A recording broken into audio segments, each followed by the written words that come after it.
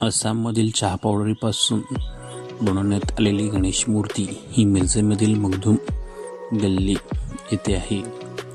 तर या मूर्तीचं सर्व गणेश भक्तांनी नक्कीच दर्शन घ्यावं. महाराष्ट्रामध्ये सर्वप्रथम चहा पावडरीपासून बनवलेला गणराय, हा गणरायाचं दर्शन आपण नक्कीच सर्वजण घ्या. गणपती बाप्पा मोरया, मंगलमूर्ती मोरया.